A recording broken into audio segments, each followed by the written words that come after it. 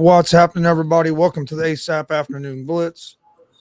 Thursday, February 2nd, 2023. I'm Chris Gonzo, joined by the one and only Jay McLevin. How's it going, Jay?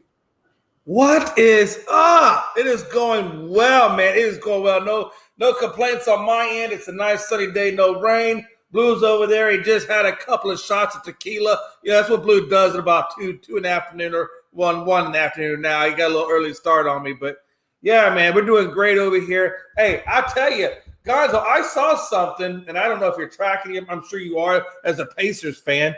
Anna Boy, the star player out of Toronto that we know is going to be hot, probably the best free agent out there to be traded before this February 9th deadline.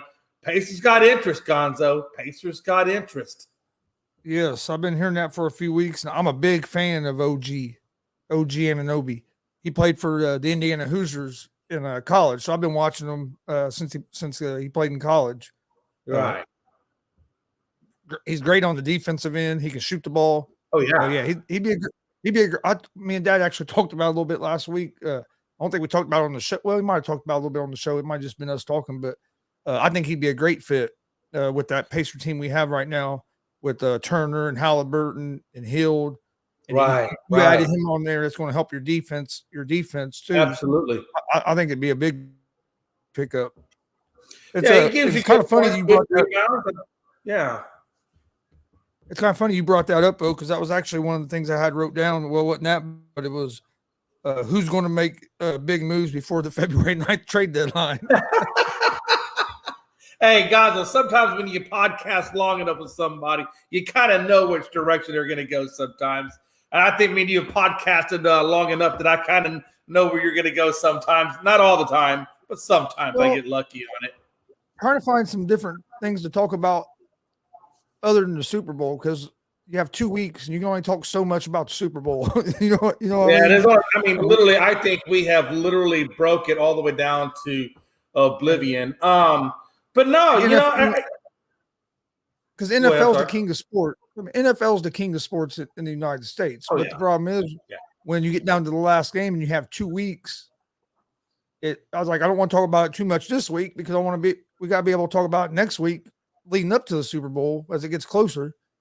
And because next week you'll see a lot more news come out because of all the press conferences and stuff like that. But so I was like, well, we got to find other things to talk about. And NBA, I'll be honest, I watch Pacers most of the time, but I don't keep up a lot on the rest of the NBA until after the All-Star break. I mean, hey, look, man, I just count losses. At this point, I'm just counting losses. In the NBA, because the NBA players have shown that regular season don't mean nothing. You know what I mean? They don't care about the regular season. So as a fan, why should I care about it? Prudy. It's Purdy. It's Purdy, not Prudy. It's Purdy. That one arm injury. Yeah, Jimmy even on a tag him with $30 million, or do you keep? Well, first of all, you ain't keeping Josh Johnson. Let's be honest. You ain't keeping Josh. If you're keeping Josh Johnson, you got issues. From when I heard Shanahan this morning, I don't know if it was a press conference last night or it had to be yesterday. I would say it could have been. I guess it could have been. Well, I doubt it was this morning because that was like 7 or 8 o'clock this morning here, and that'd been like 5 in the morning, 4 or 5 in the morning. Right. But he was saying that he felt like they have 2 starting quarterbacks on the team. It was him and Lynch sitting together, and the way they talked, they talked like they're going to be moving on from Jimmy G. So I think Jimmy G and Josh Johnson are going to be gone. I think it's going to be Trey Lance and Purdy, and could be I would say they're probably going to have a quarterback competition. I really don't think there should be much of a competition. I think Purdy done enough to show that should be his job, and Lance has to take it from him. But we'll see unless they bring somebody in. I'm still not ruling out Tom Brady or Aaron Rodgers. I know Tom Brady said he's retired for good. But we've heard that before, right? We've heard that before. And that right person gets in his ear and sells him a chance at trying to get one more Super Bowl. You're telling me that he's not going to at least think about it? I mean, hell, he played last year when his wife didn't want him to and got divorced.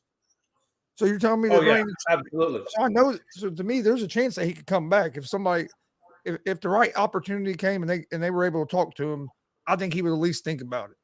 See, my thing with it is before, and he's going to ask you about the Colts and the. Oh yeah, we're going to talk about that too. My thing with it is, look, man, you went through three quarterbacks last season, and you wound up relying on Josh Johnson in the playoffs, and of course, you know how that turned out. I think if you're the 49ers, no bullshit. I think you almost got to carry 3 to 4 quarterbacks. I would not, if I was them. And you tell me the only reason I'm not currently in the Super Bowl right now is because my damn quarterbacks, all of my quarterbacks were in the IR. Yeah, I'm gonna carry probably 3 or 4. Well, let me ask you this. Right now, I'm probably carrying Trey Lance. I'm carrying Jimmy G. I'm carrying Purdy, and I'm probably gonna try to make a play on Rodgers. And we're gonna roll the dice. Let me ask you this: with all the injuries that we've seen the quarterbacks in this playoffs, you have Mahomes getting hurt, like you said. Purdy getting hurt. Lance got hurt earlier in the season, but we saw quite a few quarterback injuries this year. I forget, there was a big number of quarterbacks that was used this year. I forget the exact number. I want to say it was like 50 or 60 quarterbacks were used this season throughout the season by different teams. And that's a lot. I mean, you got 32 teams. So that's about two or three per team.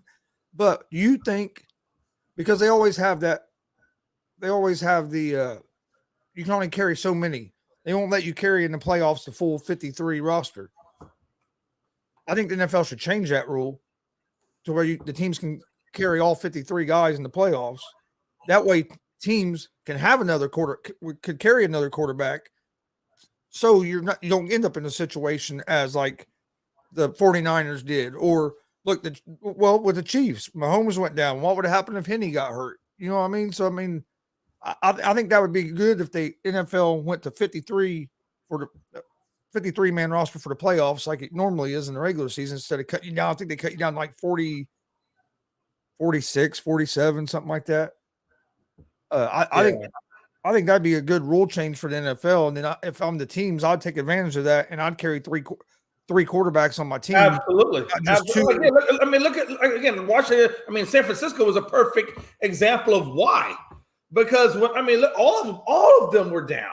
Literally, all 3 of their quarterbacks were down, and they had to go get some dude out the practice squad that was a journeyman for 15, 16 different teams since he's been in since 2008. And I mean, that's just a classic example. You lost the Super Bowl, or you lost their ability to get to the Super Bowl because you ran out of quarterbacks. Well, my thing is crazy. Well, say they were allowed to keep more, not like 53 players. If you're the 49ers and Jim, you thought Jimmy G was close to being ready, right.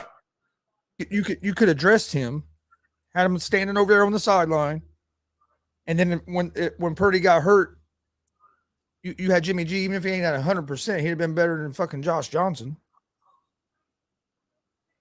Yeah. Yeah, no, I mean, and again, he's talking about you need to bring in a guy like a Teddy Bridgewater. Well, they got plenty of Teddy Bridgewaters and Jimmy G.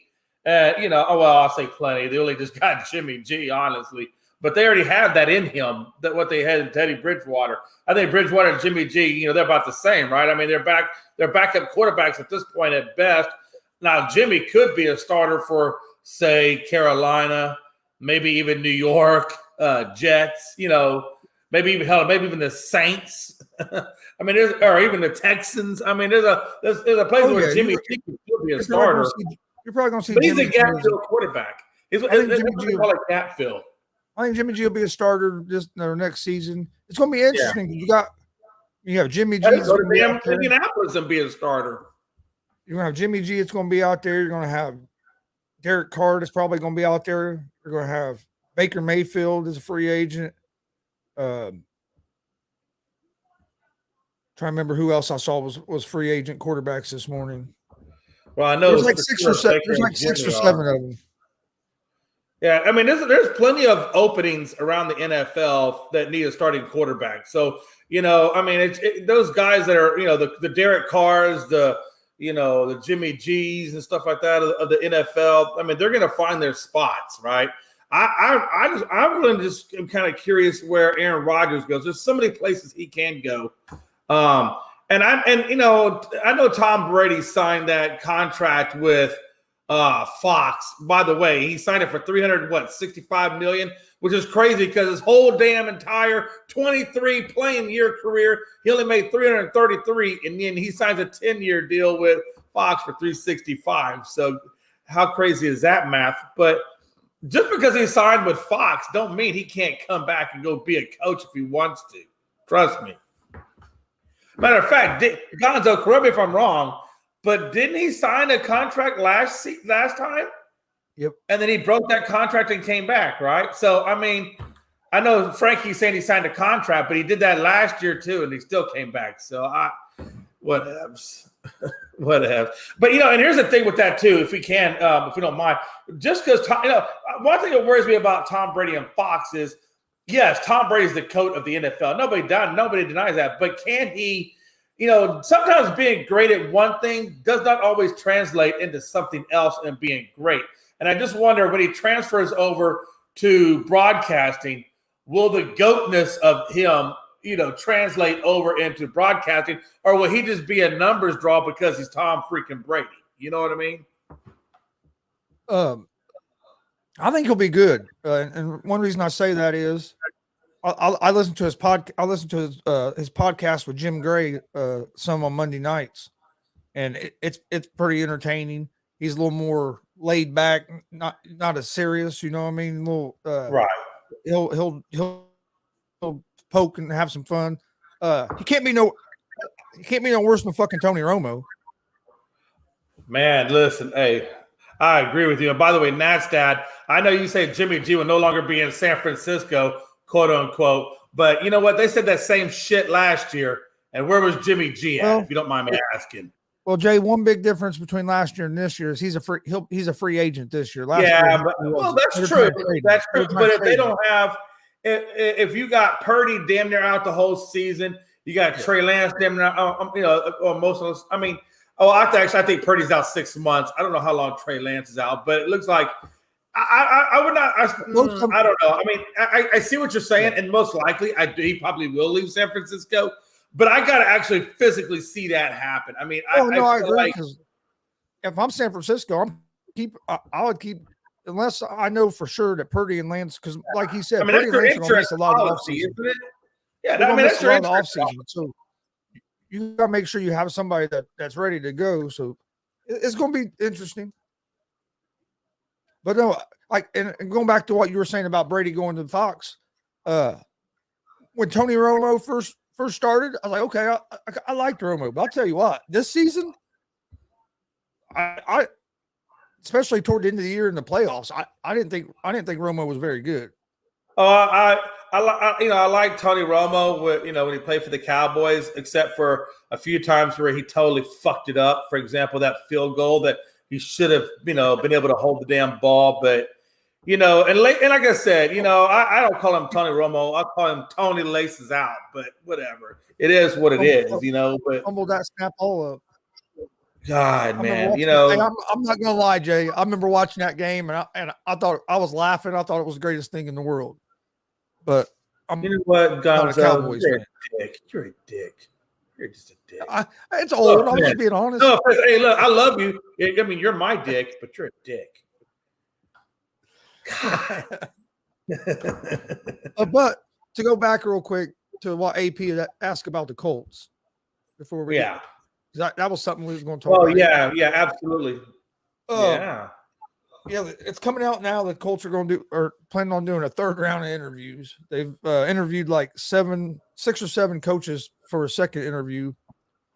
I guess they're going to break it. They're doing another interview today with Aaron Glenn, the defensive coordinator for the Detroit Lions.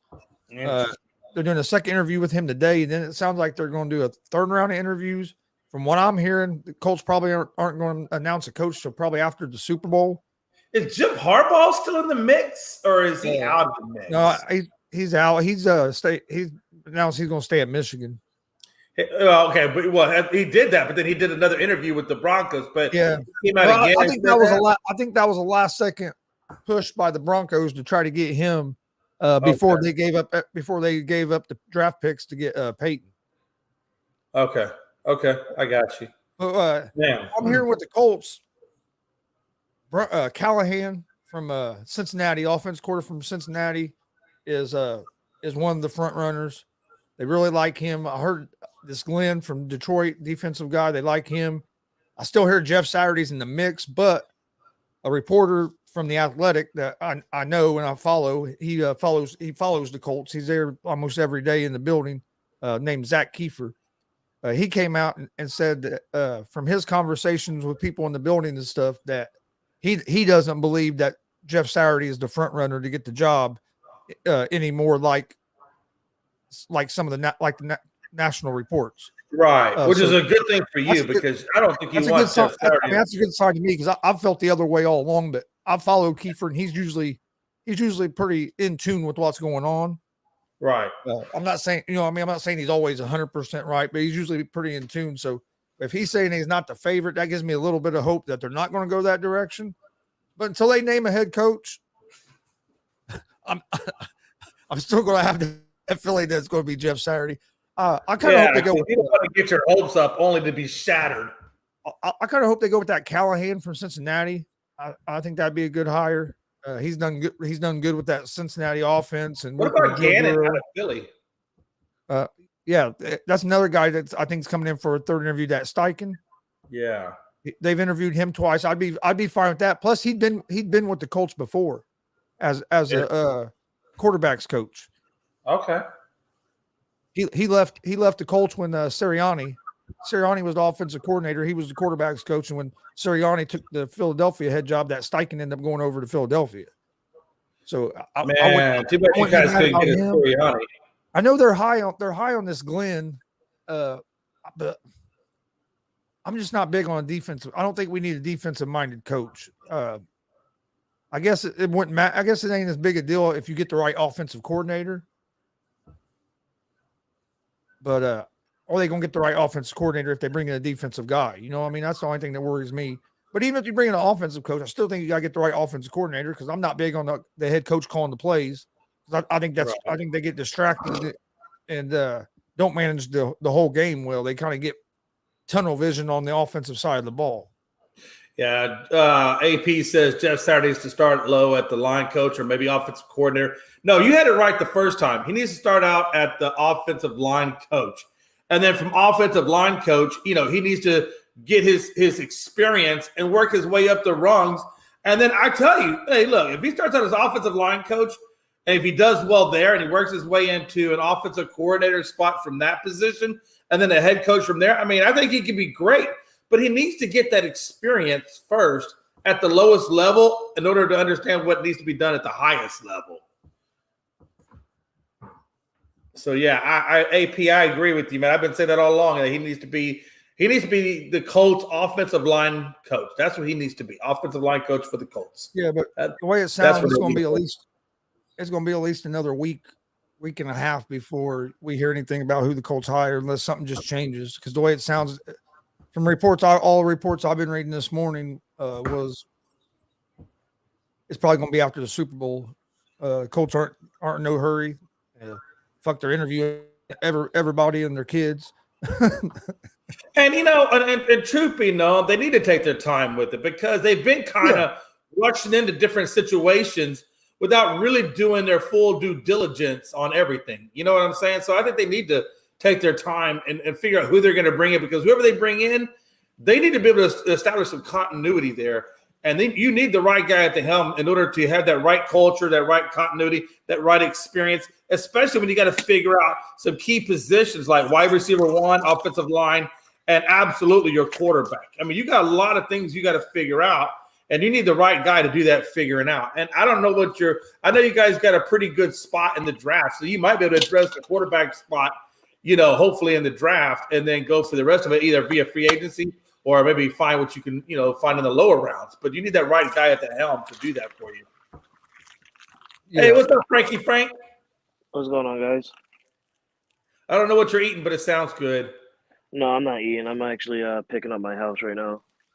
Oh, by the way, Gonzo, I don't know if I told you that, but I found the Lay's chips at Walmart. Oh, I think I did tell you that. Man, those things are so delicious. Man, I said Mel didn't like. She won't try them. I keep telling her, so you got to try. She wouldn't try. I said, you know what? That's fine. Mustard means more for me.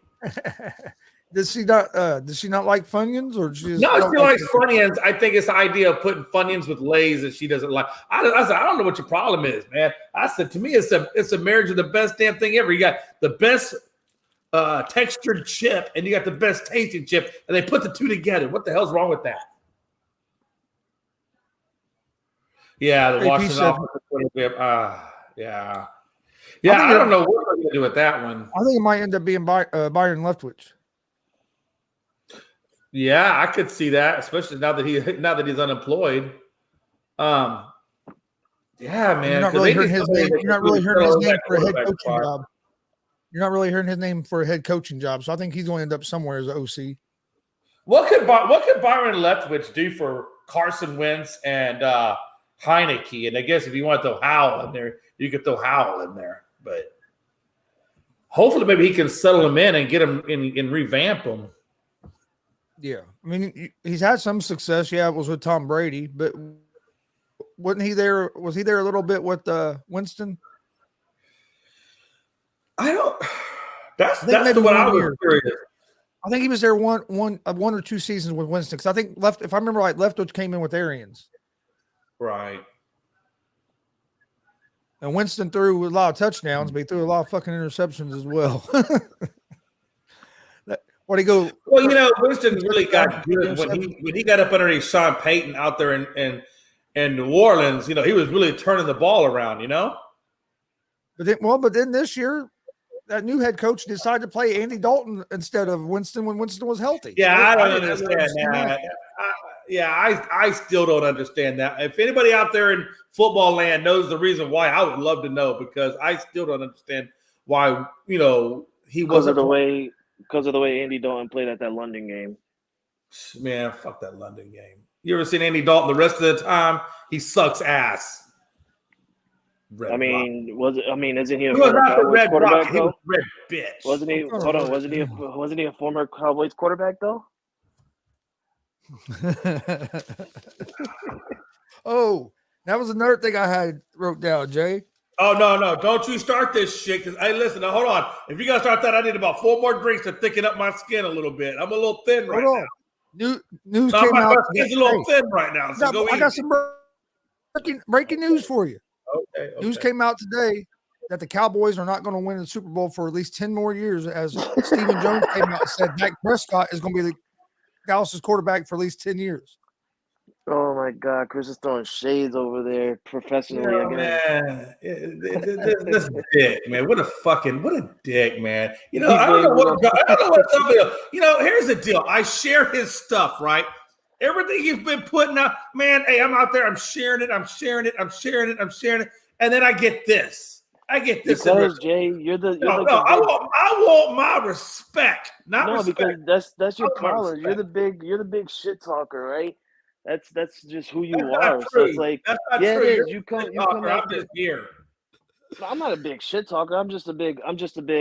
Yeah, you're right. Oh, you're a shit talker. No, yeah, you're right. I am. Hold on. If there was a Jedi master of shit talking, you would be the Jedi master of shit talking. Yeah, and I'm like a Padawan. I'm like a Padawan shit talker. Hey, Jay. You're right. Seriously, as a Cowboys fan, did you see Stephen Jones' comments and what did you think of it? I did not see his I did not see his comments. He just said it. Chris just said it to you. Stephen Jones said Dak will be the quarterback for the next 10 years. For the Dallas Cowboys, and you guys are not going to win a Super Bowl for the next 10 years because of that. Again, this is one of those times when I usually grab a bottle of whiskey in a closet in the dark room, and I just go and I hide, and I just, I just have reminiscence of the glory days because, yeah, we're fucked.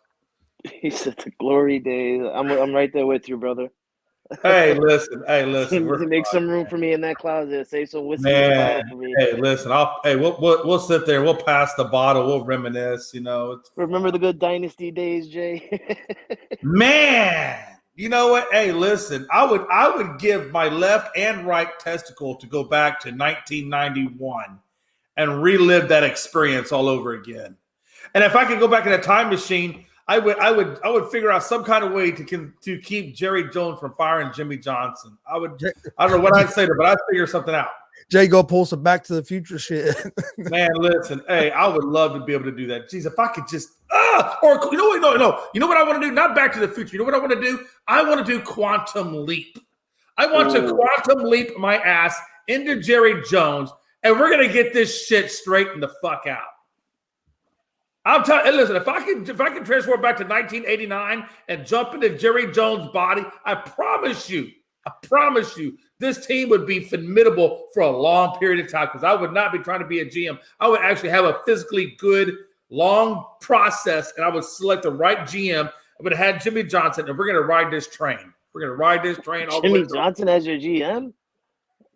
Yeah. No. Jimmy Johnson would be my head coach. I'm saying I would find me a GM, and I would have Jimmy Johnson as the head coach, and I would let those guys marry it up. You know what I'm saying?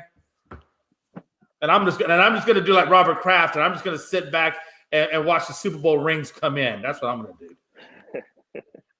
Seriously, Robert Kraft is smart. Robert Kraft knows. Look, I got Bill Belichick, I got Tom Brady. I'm gonna go to the strip club. I'm gonna make it rain like it's 1999, and I'm gonna live my best life. I'm gonna live my best life and collect all this money and all these rings, and I'm gonna chill. That's the problem with Jerry Jones. Jerry Jones don't know he needs to relax and chill and hire an actual general manager that knows what the hell he's doing and let them make the damn decisions. I'm not saying he has to be completely hands off, but you know what I'm saying? He'll make Mike McCarthy the GM. No, fuck you. Come on there, stab Cowboys are going to overpay. You know, I'm okay with them giving CeeDee Lamb the money. I think CeeDee Lamb is deserving of it. Diggs, Diggs is such an anomaly because on one hand he can be really freaking good, or on the other hand he can be really, really shit. I just think Diggs didn't help.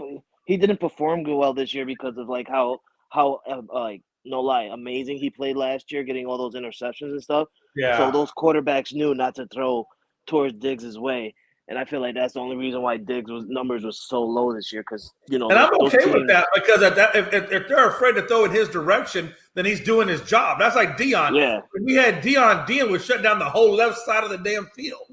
Yeah, it was like with the Patriots when we had Stephon Gilmore. Like his numbers was outrageous, but then like his final year with the Patriots, his numbers just went down.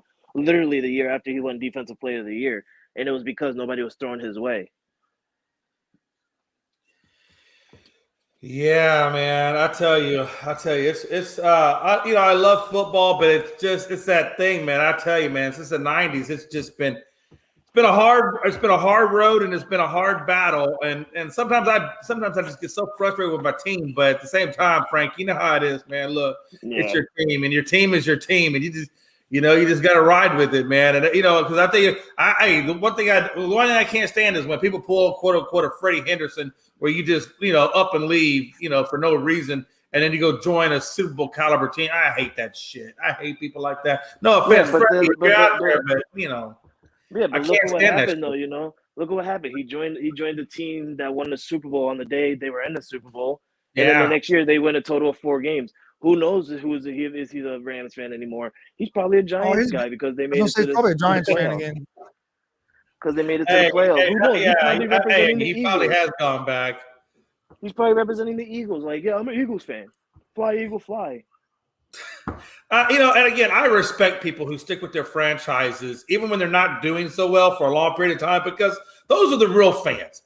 You're a real fan when you ride or die, even in the darkest of times. We need more real fans. That's what we need. It's hard out there for a Cowboy. If you're a Cowboys fan, people don't understand, man. It's hard, man, especially if you've been with them for a long period of time, man. It's hard to see them where they are right now because I just want to do everything I can to get them back to the glory days. And I feel like we should have been there a long time ago. But like I said, Jerry just gets in his way, man, and he just keeps them from progressing. I can't tell you how many coaches and players we've passed up on. We should have been going after them. What's funny is you feel sorry for the Cowboy fans, right? I mean, imagine Imagine being a Jets fan, a hardcore Jets fan. I should feel sorry for them. Oh man, well, if we're gonna go that direction, hell, I mean, you can even throw the what do you call it, the Lions in there too. Hey, you might as well throw the Bears in there. Hey, when's the last time? Like I said, it's been a long time since we've taken the Bears as a serious team, Yeah, but with the Lions fan base, they should have their eyes open because of the way they finished out this season, it brings bright lights to their future. Yeah. New York Jets has it kind of rough because they're competing with the Giants for a fan base in New York. And that's a hard thing to do. That's what people like think and stuff. New York, like New York City, New York, that's full of Giant fans. The New York Jet fans, they're from Jersey. They're Jersey people. Those are the New York Jet fans. I don't know why they don't call it the New Jersey Jets. Why don't they call it the New Jersey Giants? Well, that's true. Well, because like you said, their fan base is one is in New Jersey, the other one's in New York. You know what I mean? That's why I would kind of call one the other. But they both share the same stadium in the same location in Jersey. You think they'll ever build another stadium where they both have their own stadium instead of sharing one? I don't. Do they even have room for it? They could probably find room. They really can find room if they want to, but I don't think they're going to, just because the New York Jets itself. You could look up ticket prices for New York Jets when season tickets come out and stuff like that, and their ticket prices are cheap as hell. If their ticket prices are cheap as hell, then they're not making any money revenue or anything like that. And if you're not making money for any revenue, you're not going to have enough money to build your own stadium. That's why they're sharing with the New York Jet or Giants. They could have kept I also wonder if they do that for cost control measures. Maybe it's cheaper to have a stadium, in Jersey than it is in New York for pay purposes or expense purpurposes. It might be cheaper. It is cheaper in Jersey. Gas prices, everything is cheaper in Jersey. But if the Jets, if they really wanted their own stadium, they had the chance to keep the old stadium before they tore it down right after building MetLife, because MetLife Stadium was technically bought for the New York Giants, like the owner and everything like that. They bought that location to build the stadium for the New York Giants alone. And then the Jets they knew that they didn't have enough money to keep that stadium up and afloat. So they might have, they went and they threw in some money for the New York Giants and said, let's share a stadium. Let's continue to share a stadium.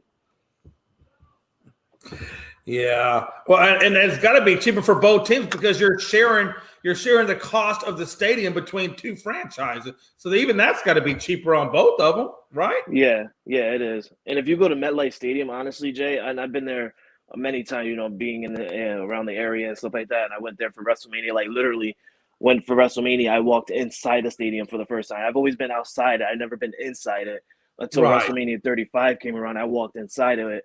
And before I got to my seat, I wanted to experience the inside of the New York Giants and New York Jets stadium for the first time. So I'm walking around, I'm looking at posters and pictures and everything like that. You will see majority of New York Giant memorabilia everywhere.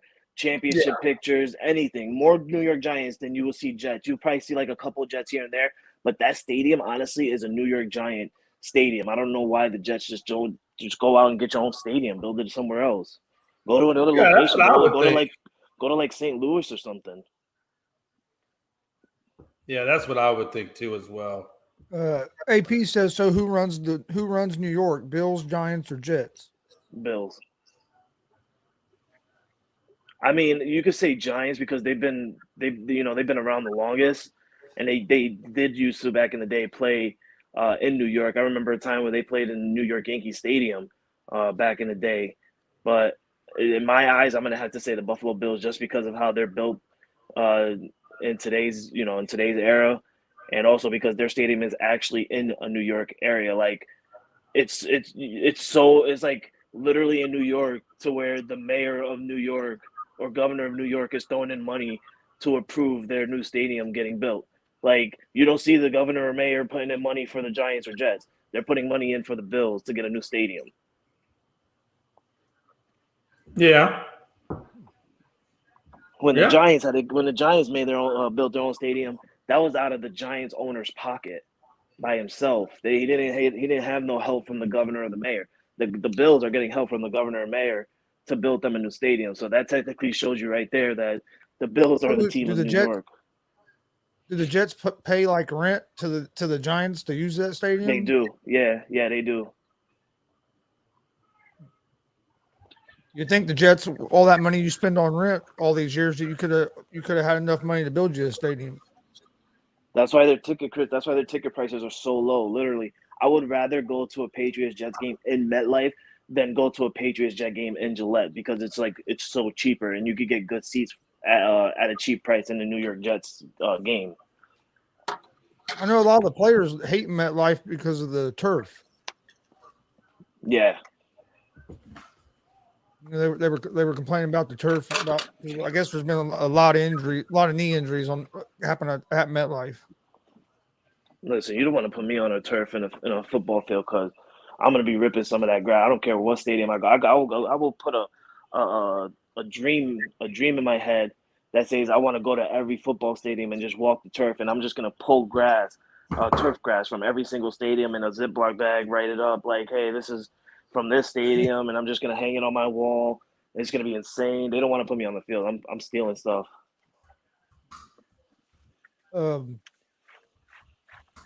As I say, how are you? Hey Jay, I know you're excited about it. You excited about this Pro Bowl game skill showdown tonight? Yeah, I'm about as excited about this Pro Bowl as Blue is excited about getting a prostate exam to make sure he didn't blow out his testicle. So, yeah. What you do to Blue? Man, look, Blue been drinking some tequila here lately. For real. Actually, you know what happened was, this is no bullshit. I had some tequila, and this is about 2 days ago, and he still has not recovered from it. The bottle left out of my hand, and it cracked on the floor, and so there's tequila all over the kitchen floor, and Blue's over there licking it up like me at a bar. Just going to town on it. And so, Blue's a French guy. He ain't used to that Mexican tequila. The agave plant is not one of Blue's natural friends.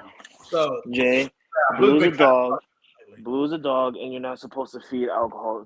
I didn't say I was trying to feed it. The damn dog was just, look, he's 121 pounds, and when he came in there like a damn freaking bull in the china cabinet, what am I supposed to do? The dude starts looking at me, You're supposed to be bigger than him. You're supposed to be bigger than him. You don't just sit there and watch him drink the tequila off the floor. If anything, I know you by now. I would tell you like I would tell me, if there's Jack Daniels on the floor and you see me with the straw trying to suck it up, don't leave me alone in my happy place. I'm not having you slip up. What the hell? You're going to be sipping up dog hair and shit? No, I'm not doing that. Listen. I'm just going to say, Jay, get up. Let's go to the liquor store around the corner. We'll get another bottle. Yeah, we'll go down to the corner store and buy another fucking bottle. Leave that shit alone. Hey, listen, I know, man. Damn it. Jesus Christ. I gotta call 1-800 get help. Anybody got that brochure? Jay needs a sponsor. If there's any sponsors out there, Jay's available. He needs a sponsor. Man, listen, hey, I need a couple of sponsors. Let me tell you. But it's kind of funny too. I was at the liquor store the other day. Matter of fact, it's a drive-through. It's a drive-through. You pull up to the little drive-through. You tell the lady what you want. She gives it to you in a black bag. Well, she gave me what I thought I was supposed to be getting. I got halfway home and I realized she gave me gin instead of whiskey. I don't know how she mixed that up. So I went back there and I gave her the bottle, and I said, "Hey, you gave me the wrong thing. I was asking for Jack, and you gave me like gin or some shit." She said, "Sir, you got to put it back in a plastic. You got to put it in the paper bag. You can't give it to me like that. You got to put the paper bag, sir. You can't." I said, "Well, what are we doing? Are we doing a crack cocaine exchange? It says package store. You don't think they know that you're giving me liquor?" It was the damnedest, weirdest thing I've ever seen in my life. And so I put it in the plastic bag and I said, "Here you go. Please don't let nobody see me doing this to you." I don't understand. You gotta have it in a paper bag, or they won't take you. You can't just have. Anyway, but no. There's probably some kind of weird. There's probably some kind of weird law. Yeah, I just don't understand it. It's so. I don't weird. understand it either, but who knows? I think it's for a certain age. I remember. Hey, remember I in the morning show, Chris? Ever since then, I've always had it in a paper bag, man. And I get in trouble for that paper bag so many times. But. Well, I remember working at an alcohol beverage store one time, and you always have to bag up. Are you working or consuming? When I what? What? I said when I worked at an alcohol beverage store. I know. I said, are you sure you were working or were you consuming? No. Well, sometimes I would consume, you know that, but I was working. But like you would have to bag up the alcohol bottles but it's like a certain age. Jay, you're around your 50s. You have no right for bagging. Like you could just grab the bottle and walk out because of the age you're at.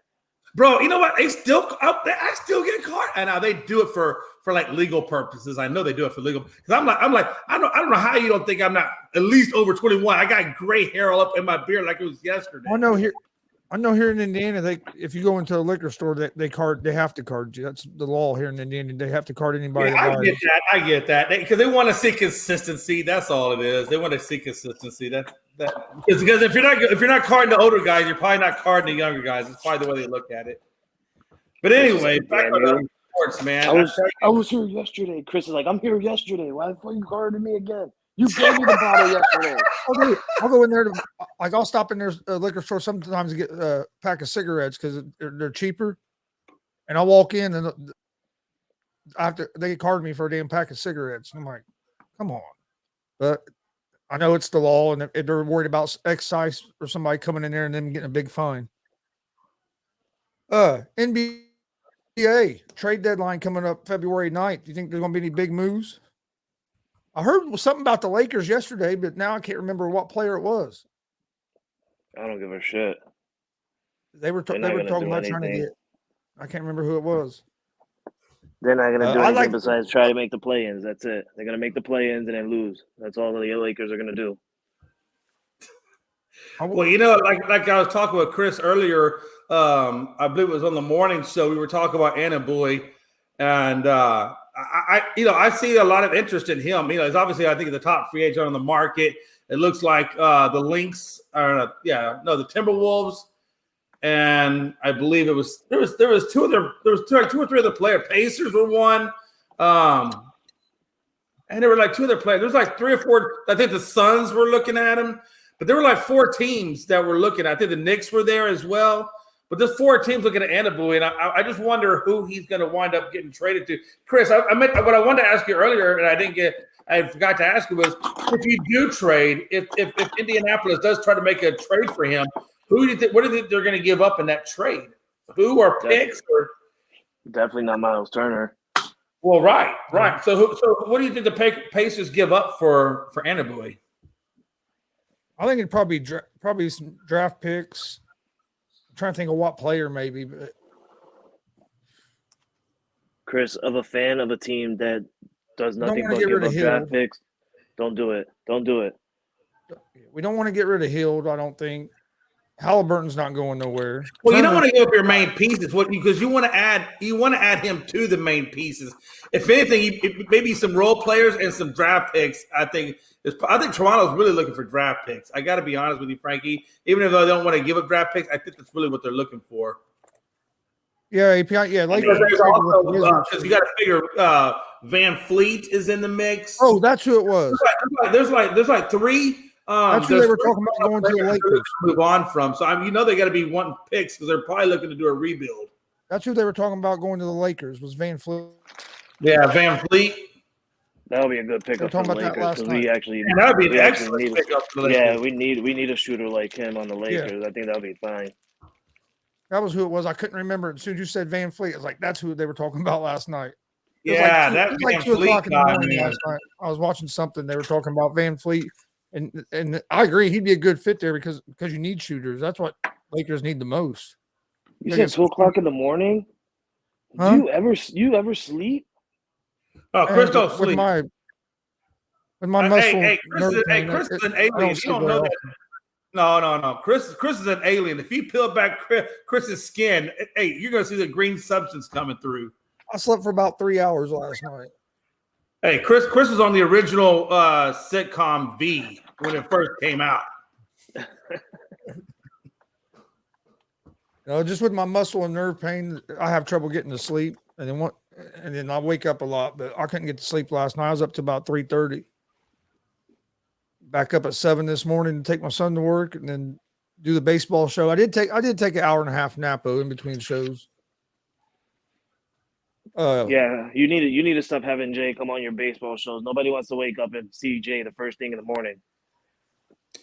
Hey, I'm not. What are you talking about? I'm a good-looking dude, man. You're like a personal alarm clock. Like nobody's gonna wake up for work. All right, then let's get Jay live because he'll just wake you up with his loud ass mouth early in the morning. Man, that's true. I do have a loud mouth. There's no doubt. I agree. Hey, look at the private chat, Frank. I need you to do a quick thing for me. When do you think LeBron's going to break Kareem's record? I think it's going to be next year. Next year? Well, how many points is he away? I know he's close. He's only like 100. And he only like 100 something points away. Well, I didn't realize he was that. I knew he was close. I didn't realize he was that close. Well, then absolutely, I would. Well, if it's 100 and something points, you got to figure that's what 3 or 4 games. I would say 4 games. I'd have to look it up, but I know like earlier in the week. So who do they play? They play the Pacers tonight. They play the Pacers tonight, so he'll probably score 30 against the Pacers. Maybe. Hold on, I got to go look at their schedule though. See who they're playing. But I do think he does it in 4 games. You think? Jay. Yeah. So Mike had a good our boy Mike Hughes. He had a good bet yesterday. He was actually winning all his bets. His last bet came down to the guy from OKC, right? The rookie or whatever. He had him score for 25 points. He ended the game with 22, 24 points. Jay, he had scored 6 points in a row with there was like a minute left in the game, and he rolled his ankle or something. They took him out for the last minute of the game. Oh man, Mike Hughes must have been pissed. Oh, he was fired up last night. He sent him a private message. Yeah. Not that it's gonna be seen or nothing like that, because I know they don't do that, but. Yeah, he was fired up last night. I got Golden State February 11th. That's when I think he breaks it. Golden State February the 11th. And I wonder if that's a home game. No, it's going to be in Golden State when he does it. Excuse me. I wonder if LeBron's going to play tonight. He better. It says day to day. They played last night. He had already took one game off. Earlier in the week, being a back-to-back, I don't know if he'll play. And actually, let me see something. Actually, I don't think he's playing tonight. And the reason I say that is they only have the Lakers. They only have the Lakers as 2-point favorites over the Pacers without Tyrese Halliburton. So that makes me think LeBron's not playing. We playing the Pacers tonight? Oh, fuck you, Chris. Hey, you guys will probably whoop our ass. We've only won like 1 game since Halliburton went down. No, we won't whip your ass. We'll just win by a close one like we always do. We don't whip ass. We win by close games, which is pissing me off. Take us back to the 2000 glory days, and then you can say we'll whoop your ass. Yeah, with the Pacers or the Lakers only being 2-point favorites, that leads me to believe LeBron is going to sit out tonight.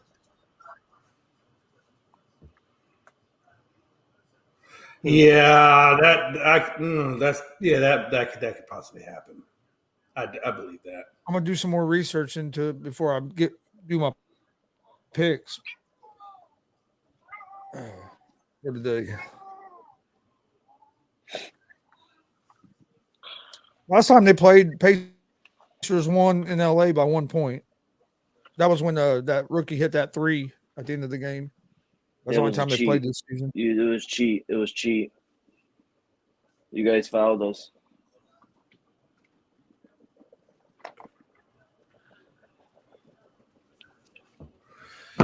What a time. What a time. What a time. Gonzo.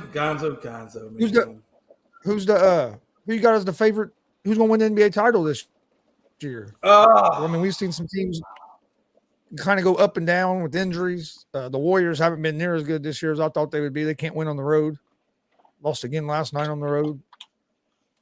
To a Timberwolves team without Cat and without Rudy Gobert. Man, I would tell you, if this team can stay healthy, and again, that's the key, right? Health. If they can stay healthy, I'm gonna say Denver Nuggets, because I believe Joker has been on the precipice forever to get it, and just not having the supporting cast has hurt him. And this year, he's been healthy. He's had the supporting cast. And I really believe he's hungry for it. And I think they're hungry for it. So I'm going to go Denver in this one. But they got to stay healthy. If they don't stay healthy, they're screwed. I think it might be I think I'm going to go with the Celtics. Of course you would. It's a sexy pick. Why would you not? Well, they just blew the Nets out by like 40 last night. Yeah, I was going to ask you about that. But so Durant, I didn't get a chance to go back. I saw the score, but I didn't get to see who played or who didn't play. Did I know obviously Durant did not play. Did Kyrie Irving play in that game? Yes. God, because they got the ever-living shit kicked out of them. And I don't know that having Durant there would have made a big difference when you're getting beat by 32 points. I mean, maybe it does, right? I don't know. And the Celtics didn't have Marcus Smart last night either. They had him out. So, yeah, that's almost – yeah. I mean, honestly, the Brooklyn Nets, even without Durant, should have had a much closer game than what they had. So maybe – I don't know. So based on that, is that just a quote-unquote bad night, or – is that something to take into consideration, like really take into consideration? I think I'd say maybe a bad night, because I think the Nets are a good team, especially when you get Durant back. I just don't know if they're going to have enough on the defensive side to beat a team like Boston in a 7-game series once you get into the playoffs, or even the Bucks. I mean, are they going to be able to beat the Bucks in the 7-game series? I don't know if they have enough coming off the bench and defensively. You know what Durant's going to do most of the time. Kyrie's been playing. At least Kyrie's been focused on basketball this season so far. That's changed. Yeah, absolutely. I mean, like I said, I mean, as long as Kyrie, number one, is on the floor, you're already there. You go get Durant back. Durant's probably going to do a little bit of load management because, Durant's getting kind of weak here and there. So Durant's has been a lot more injury prone, it seems, these last few years. Fucking sucks because he sucks. Dude, he does. Hey, you know what, man? Hey, look, he's a Texas product, so it's hard for me to speak badly on him. He's also a shitty product. No, well, he's not a shitty product, because if he was a shitty product, we would be talking about Durant the way we talk about Durant. But he does have leadership issues, and he does have injury issues. That's a problem with him. You got to keep him on the floor. So I think if I'm the Nets, I'm in a good spot. I'm in the playoffs. We're doing well, even without Durant. We had a bad night. I'm gonna let Durant rest as long as he needs to, but I need him back on the court as soon as possible, but not too soon. So they really have to be careful with Durant, especially as we get closer and closer to the playoffs. You don't want him going to the playoffs banged up. So you want a fully fresh Kevin Durant. So they really have to be careful with him, monitor him, and make sure. But, yeah, Frankie, I get it, man. Look, I'm not a big Durant fan either, but he is a Texas product. So I hate speaking badly on a Texas product, but I get it. I understand your points. Oh, my God. You and your fucking Texas. Just because he's from Texas don't mean shit, all right? Because like people in New York, we're actually loyal down here in Texas. You're not even in Texas. Shut up. You're in Georgia, for one. And two, you didn't even know who I'll Booker be T living was. Back permanently in Texas in June. So you didn't even know where Booker T was from, and you didn't even fucking. Oh, but you can't hold that against me. I haven't known a lot about wrestling, so that's like. But you know a lot about Texas product. I did find out last night. I love you, man, but you're a dick. I did find out last night that T. Ray had wrestled at Booker T's promotion 3 times. Oh, did he? Yeah, he told us that when he was on our show one time, Jay. Yeah, he did. Well, it's been a while since that show, though, Frankie, man. Frankie, we got to get him back on, man. I tried writing it, but Chris wasn't putting on my comments. He was like, "Nah, you're not taking T-Ray." No, I put it up. I put it up there. Because you said Mania weekend. I did catch some of your dad's interview with him. I caught the part where he was asking him what's the best advice he ever got. And he's like, I don't know why you're doing all these aerial flips and stuff. I paid you to be a big black man to do big black man type things. Well, that wasn't exact words. It was but it's pretty damn close. It's close. It was a promoter. Yeah, he said if he walked to the back and that promoter looked up and said, "I brought you here to do big black MF and shit. Quit doing flips and do big black MF and shit." I was cracking up when he was telling us that story. When he said that too, man, I was laughing too. I was like, "Yep, that's what you brought him in there for." But no, Frankie, you'd ask him about Mania Week, and he also said that he's going to be wrestling in probably wrestling in California Mania weekend. So that'd be cool. Especially let me ask you, what is a guy like T-Ray Watford? What does he have to do to get noticed by, the likes of a AEW or WWE? What would he have to do to get noticed at that level? What does anybody have to really do? Honestly, just keep doing what he's doing. Just keep doing what he's doing, because keep grinding when you get noticed by, like, you don't get noticed by WWE. You have former superstars that go to those type of promotions and see people and stuff, and then they go and they're saying, to like Vince or Triple H or anything like that, hey, this guy, you should go check him out. Then that's when Triple H, being head of the talent, he will go out to that place and check those people out. Then he'll go, before even offering them a contract, he'll say, hey, I want to bring you over to Orlando, try you out at the WWE Performance Center, see how you do, and then we'll talk from there. That's normally how it works. Oh, that's where their performance center. It's in Orlando. Yeah. Yes. Oh, how crazy is that? Okay. So do you think, like, Frankie, you've known T-Ray for a little bit now. I mean, like, or even Gonzo. I mean, like, what do y'all put his chances at making it into the WWE? Like, what do you think his chances would be that he gets to that level? I don't want to put him too. No. Oh, go ahead, Chris. I've watched some of his matches. I think he's good. I think he's good enough. The only thing that I think might hurt him is his age, because he's already 40. I think that's the only thing that might hurt him. But I think if he keeps doing what he's doing, he could have a shot. I think the age could hurt him a little bit. I watched a few of his matches before we done that interview, so I knew a little bit more about him, and he's good. I mean, you can tell he's definitely a top talent around Texas, but it's just getting the right person to see you, and then as you get older, it makes it a little rougher. Yeah, that's what I was gonna say. I wouldn't put him too high up at getting a chance to get like those type of promotion levels. But he's not saying that he's not a bad wrestler. He's a great wrestler. The man's I don't know if he's still the champion or if he's a former champion. He's won multiple titles before. That also helps you getting notices by winning championships and holding them for a while. But like Chris said, because he's like already in his 40s, there's like, a slight chance that he gets up into those levels of AEW, WWE. So even, he has a better chance of going to like New Japan Pro Wrestling for a little bit, or NWA, something like those. Maybe Impact. But let me ask you this, even deeper than that. Look, again, we all know that wrestling is scripted. So we know that the winner is predetermined. So it's not so much on if you can beat somebody, because the winner is already predetermined. What do you have? What would T-Ray or what do wrestlers have to do to get written into the script to be the winner and not just be, My dad does make a good point. Boogeyman didn't ever get into the WWE till he was 40. So I mean, it's not impossible. Same thing with DDP. He didn't start until he was like late 30s, early 40s when he started in WCW. But what do you have to do? Like, what do you have to do to get like cast written into being the champion, or is that just something that like do you have to have a certain look, a certain charisma? I mean, what do they? You got to build. You got to build yourself. You got to get over with the fans. Yeah, get over with the fans. So you see how Sami Zayn. You see how Sami Zayn is Oh no, I didn't see that. That's crazy. Macho Man's brother passed away. That's insane. And like we just seen him like a couple of years ago.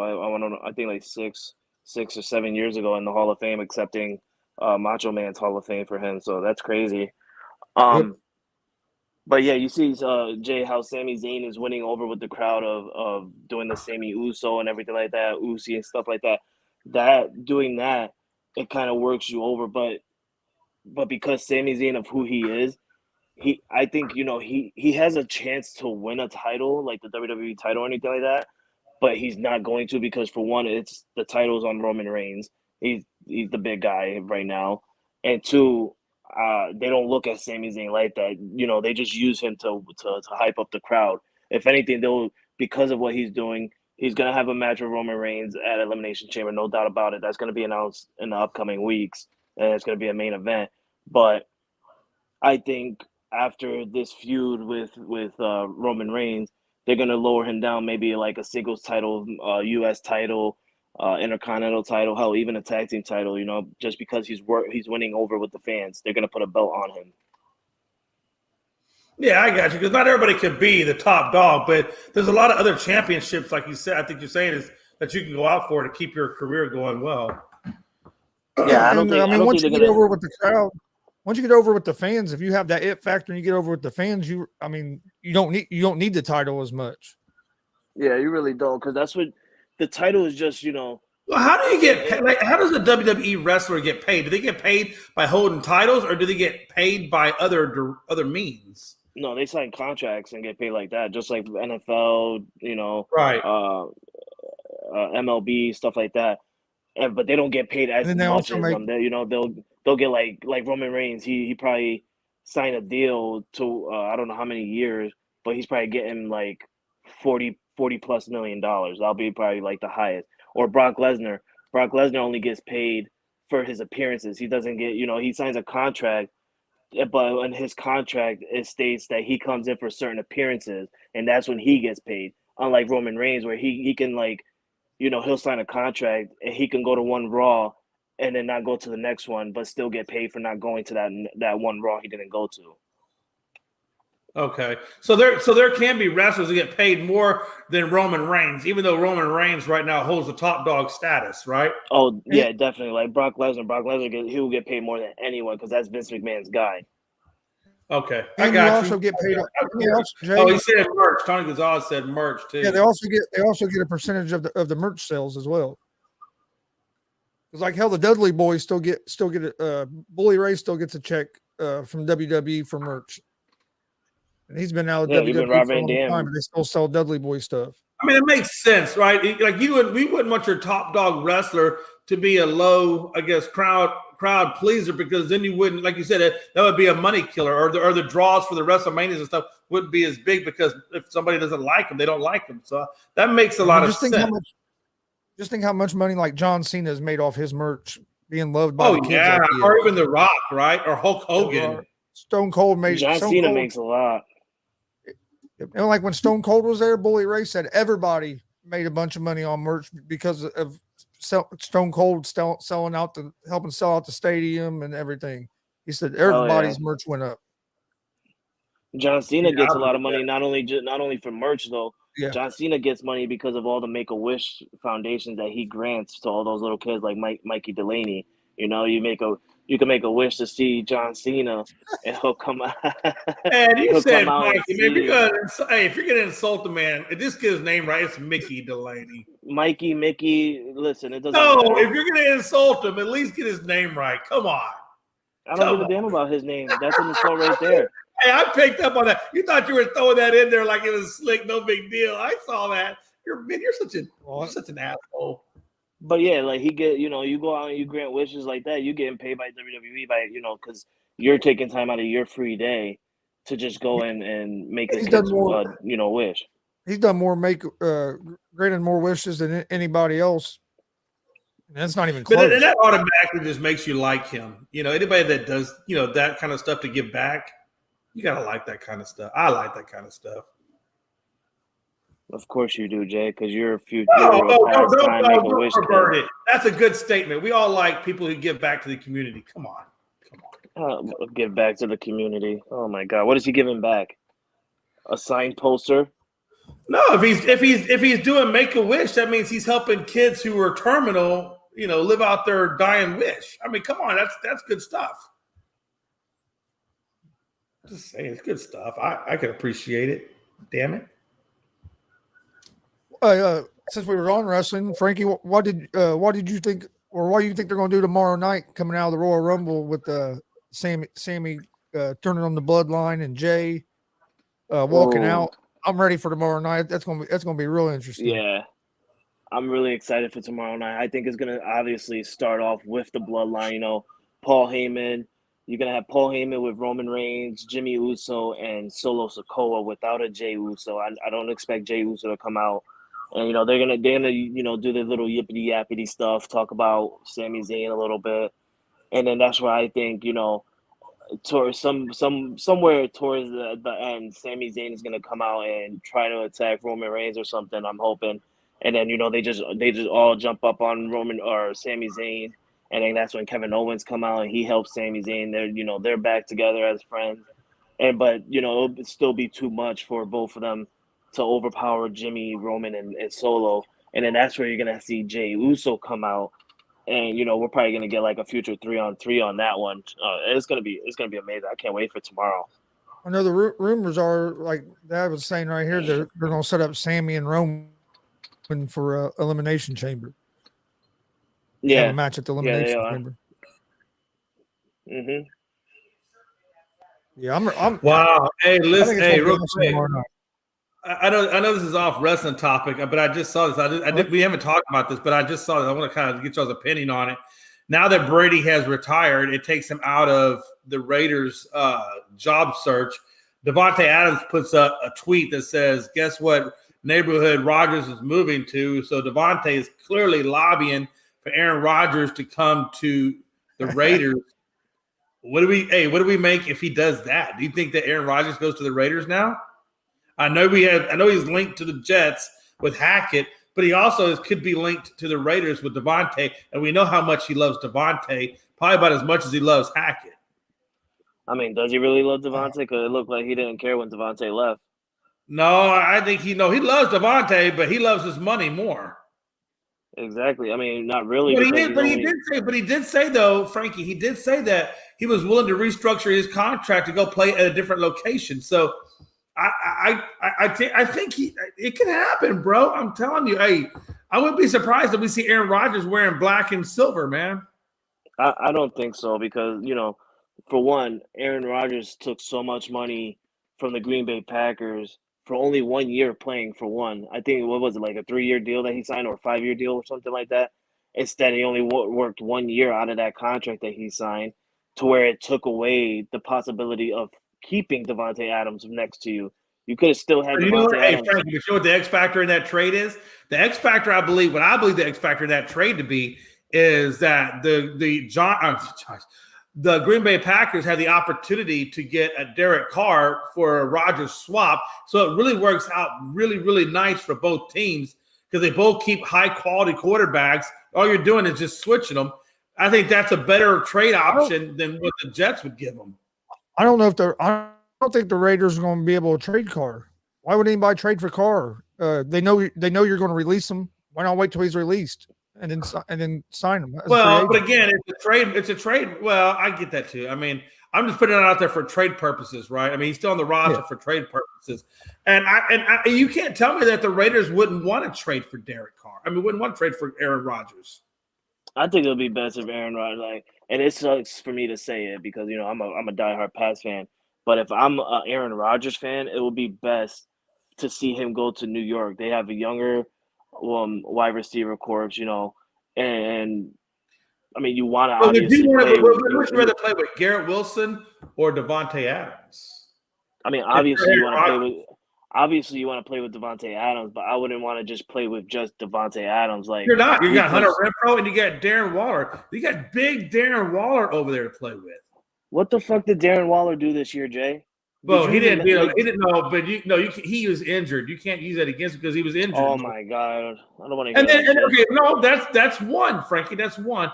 But then also Derek Carr, like you said, has been out, so they've had Stidham, so he probably has not had that thing. But you can't tell me Darren Waller still is the Darren Waller. That wasn't Derek Carr's choice.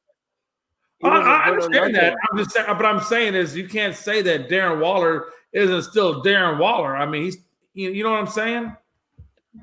Like he split up. You know, it's not. Oh my God! You act like I'm talking about. I don't know, like Ferguson or whatever it is, like some no-name tight end or Logan Thomas. You know, like a Logan Thomas type from Washington tight end. Aaron Rodgers doesn't care who he throws to. He's just like Tom Brady. He can make somebody good. Nobody knows about Christian Watson. Nobody knows about Christian Watson. Did you see when he was cursing out those young wide receivers? Well, that was the first game of the season. Look at that. I know, but he was still cursing them out even through midway. Look how them wide receivers. Real quick. Look how Watson looked midway through the season. Oh no, but that's because Watson finally learned to catch the damn ball. He probably will get more once he learns to catch the damn ball. The guy's as speedy as son of a bitch out there. He just has slow hands. You yourself didn't know I think about it's Watson, either going to be the Jets. I think it's going to the Jets, the 49ers, or the Raiders. Yeah. That's well, yeah, and of course I threw Miami in there just because I still feel like Miami can make a play on it, but they don't fully believe in Tua. No, don't say, believe in Tua. You didn't say, "Oh my God," because it's going to be your division. Here's the thing, Jay. I think with Miami, I don't think it's if they believe in Tua. I think it's if they believe that Tua can stay on the field. Well, that's what I'm saying. When I say believe in Tua, yeah, that's what I'm referring to. Is can he stay healthy enough? Concussion. Now, here's the deal to me, and I don't understand this. He finally cleared concussion protocol. Well, and that's what I want to talk about. We're going to talk about this on Unscripted tonight too. Is he cleared concussion protocol? That's fine and dandy. But what does this still mean for his overall brain function? I mean, look, the guy didn't have like 3 or 4 concussions. I know they say 2. They say 2, but really it's more like 3 or 4 that, that they didn't really fully diagnose correctly. I don't know, man. I still feel like they say, quote unquote, that's what the doctor said, that he is no longer. They're basically trying to say that he is no more susceptible now to a head injury than he was before. So I guess they're trying to say that, hey, I know he's had 4 concussions, but he's not, likely to have another one just because he had those 4. That's what they're trying to say. So that's why they're clearing him in the concussion protocol. I call bullshit. I say once you've had 4 damn concussions or 3 concussions, whatever, you're just as likely to get another one. Because like Gonzo said, he doesn't exactly land the right way when he takes a fall. I mean, well, if you really think about it, Jay, you can clear him now, right? You got about 6 more months to be fully 100%. So you got drafts coming up. You got free agency. Oh yeah, no, he has time. Hold on. You got all those. You got all in between all those times. You got free agency. You got draft and everything like that. Bump up your offensive line to where that the rush is not going to be so quick to come at Tua, because if Tua gets sacked, he's going to land in a weird way. So if he's going to land in a weird way, bump up your offensive line, and you got a lot of things in between from now to the start of the season or even preseason. To where and I don't expect just because of this, I do not expect Tua Tagovailoa to play preseason in 2023. I expect him to sit out. I expect him to sit out those 3. Yeah, I think it'll be crazy if they start him. Sit out those 3 preseason games. You know what though, Frank? You know what sucks for Miami though is because of that whole Tom Brady situation, they had to forfeit their damn draft. Yeah. They had to forfeit their damn draft. So now they can't really even stock up on offensive linemen, at that one draft pick they had because they had to forfeit. So now they're going to have to find whatever they find, either in the later rounds of the draft, which probably will be a prospect offensive lineman, not necessarily a starting offensive lineman. I think there are better chances trying to find a free agent in offensive linemen, but even that's going to be difficult. Hey, you can always make a prospect into a star, right? You can always make a prospect. Yeah, you can. But what I'm saying is that whoever they get in this draft isn't going to be this immediate replacement that's just going to go out there and give him whatever. I mean, he's going to take time to develop, so that's at least a year or 2 away from really getting the full potential out of him. And that's if you do get the potential out of him, because he is a potential, right? Or a prospect. And what I'm saying is it's a gamble that you hope pays off, but it doesn't pay off right away. If I'm the Miami Dolphins and I'm that Mike McDaniel at practice, when they start practicing, I'm putting one of them fucking crash mats out there and have the dude work on when you're falling backwards. Make sure you're tucking your head so your head's not bouncing off the ground. Work with them on on getting better at protecting himself. Don't just send him back out there without working on anything and let the same thing happen. I mean, if you look when he gets pulled back, dude, his head's straight back, and it's like, dude, you gotta be better at protecting yourself on the way down. I know sometimes you get hit so fast that you can't. I understand that, but there's times on some of those that he's getting dragged. I mean, you can feel yourself getting ready to go backwards. Try to protect yourself some. I just think maybe it's better if he just gets like a neck pad. I don't think they allow that in the NFL anymore. I remember back in the day, players used to have the extra neck pad for, to protect their necks and not have whiplashes or get crazy hits to the head. I think they should bring that. Yeah, those linebackers wore that. Yeah, but Tua obviously needs it. Oh yeah. Oh no doubt, Tua definitely needs it. I mean, like I said, when you've had that many concussions in one season, and you've only got 1.5 seasons in the bag, and you still got a whole career left to play. That's a long time. That's a long time. A lot of games, a lot of hits. He's only been in the league, 3 years? He's still on his rookie contract deal with Miami. So if I'm Miami, I will start looking at a quarterback soon if you don't feel up to, Tua being healthy for a long-term deal with you guys. I mean, you see he's a franchise. He can be a franchise quarterback. I totally agree with that. He really can be a franchise quarterback. But if you see that Tua's already got 4 concussions and he's already 3 years in the season, you might as well start looking for a future quarterback and start having him learn under Tua for a little bit. Yep. Yeah, that's how I feel. I feel the same way you do, Frankie. Honestly, if I'm Miami, hopefully this was just kind of a fluke year for Tua, and he can move on, play healthy all next season. Fluke year. Shut up, Chris. It wasn't a fluke year. And let me ask you this. Hey, one more question real quick. Hey, I'm not a Miami fan. I'm just saying for concussion protocol were out of Miami. They were Miami doctors. Now, I'm not trying to throw any kind of shade on Miami, but I'm going to throw some shade. We all kind of know where Miami stands in recent past dealings of things, a.k.a. Brian Flores, a.k.a. Tom Brady. You know that Miami kind of does some shady things over there in their front office. So I wonder how much that report is actually accurate. I would say it's accurate. I mean, that's what we would say. I mean, it's all season. Why really? Like, what would be the plus of putting out a fake report now in the off season? Because I mean, like Frankie said, Frankie said you clear him. I mean, if he clears now, you still have 6 months before he's ever going to be on the field in a game situation. I think it's done that they clear him now. Like, we all knew he was going to be clear. You're in the Miami's already in the offseason. We're looking at the Super Bowl. So why are you going to go out and make a breaking news like, oh, Tua made the concussion. He cleared the concussion pro. Okay, he's not playing the damn Pro Bowl. He's not in the Super Bowl. Like, they talking like he's going to be in the Super Bowl or the Pro Bowl. Like, he's not in either of them. Yeah, it's a little late to clear concussion protocol. We don't care. I saw that. They made it look worse. Honestly, they made it look worse. They made it look worse. If you was going to come out and clear them during the offseason, they should have done it 3 weeks ago instead of waiting 5.5 weeks, because you just made it look worse. This concussion took a lot longer to get over. Okay. These girls, man, I swear to God. Hey, don't you talk about my nieces that way. You better use some reverence when you talk about my nieces. Then you come over here every 5 minutes or every 10 minutes and you make them chocolate milk every 10 minutes. No, I tell you what I'm going to do. You know what I'm going to do? I'm going to tell you what I'm going to do.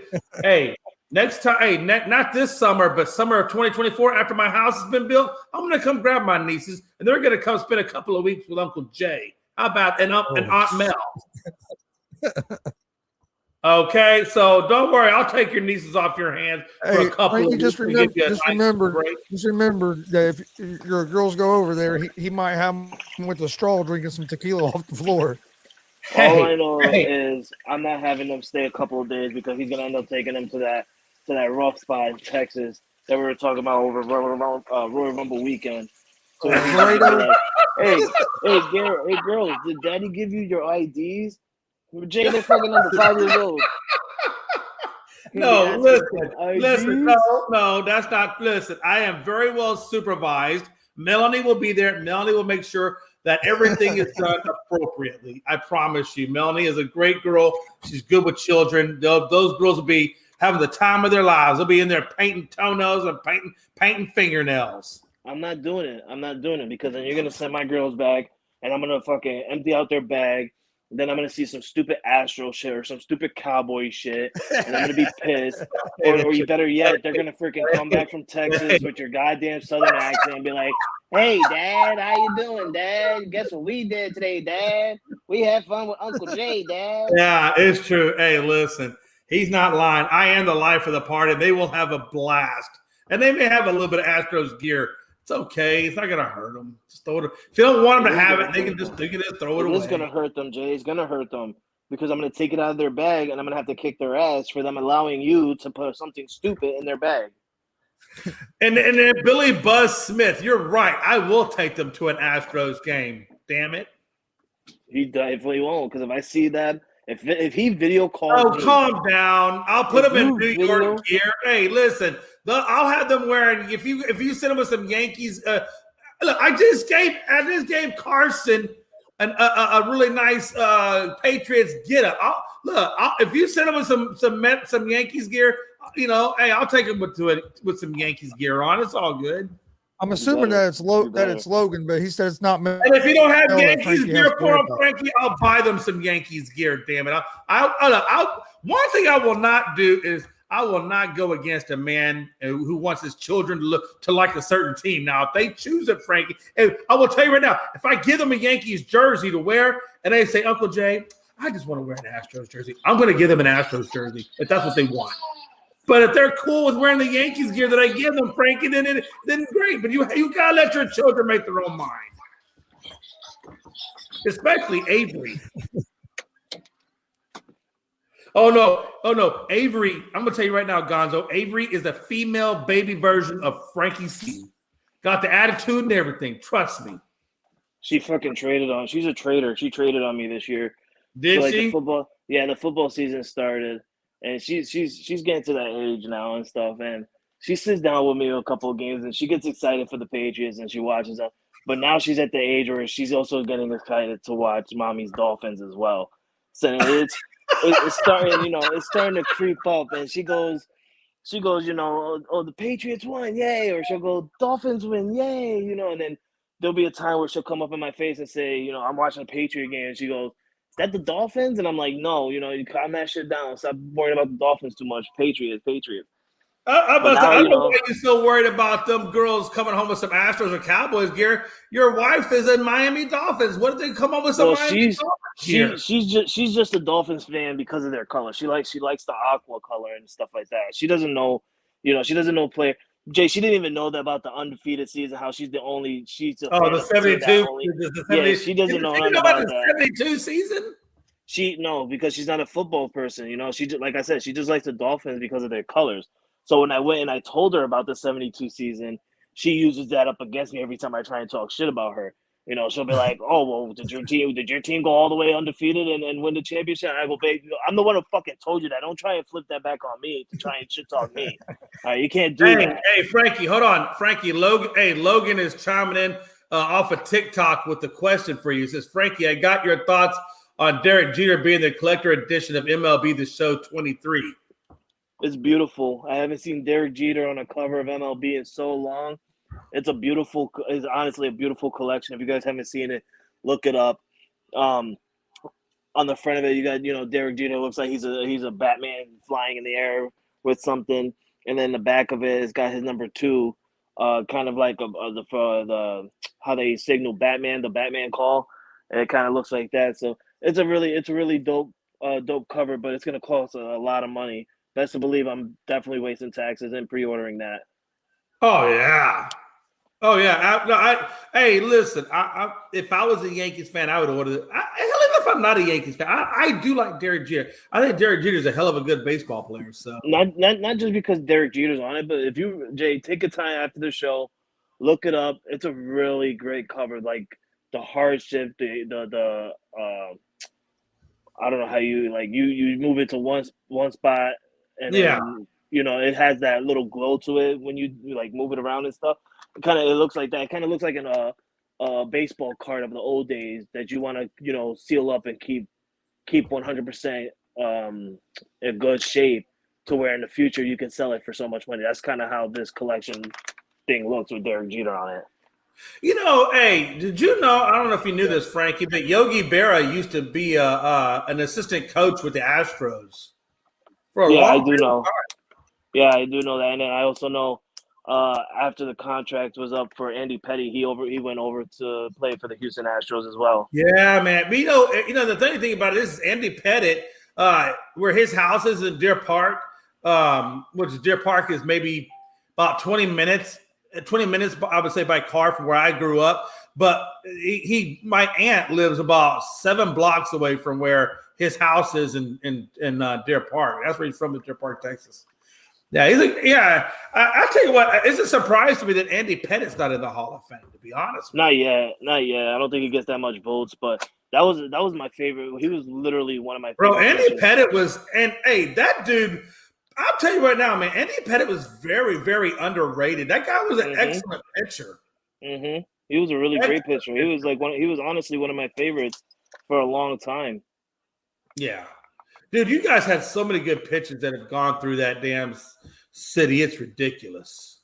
It's ridiculous. All the good pitching y'all guys have had that have gone through that city. We still got good pitching. It's just a relief. By the way, it's not doing good. I just wanted to point out both Roger Clemens and Andy Pettit are both Texas products. Just want to put that out there. Yes, they're Texas product, but they're New York champions. I get it, but your champions came from my state, our quote unquote bloodline. So yeah, that's cool. They came from your state, but they won the championship in mine. So how does that feel for your people? It's a horse apiece. It's a horse apiece. They still live in Houston, and the problem in New York is you guys got to bring people into your city because your state sucks at developing stars from your own state. So you got to bring in other imports. I get that. I get it. Look, if my state sucked in athletics, I would too. You know what I'm saying? That's so stupid for you to say. No, look, I will tell you right now. If you go, let's take high school football. Let's just take high school football as an example. If I go and I look at the top 10, or even the top 20, let's say top 20. If I take the top 20 high schools or top 20 athletes in the United States, we're going to go more high school. I think high school is a little bit more general. If I look at the top 20 teams in the United States, 3 of them come from Texas. 0 come from New York. 0. So I'm just trying to tell you, Texas has the better athletes.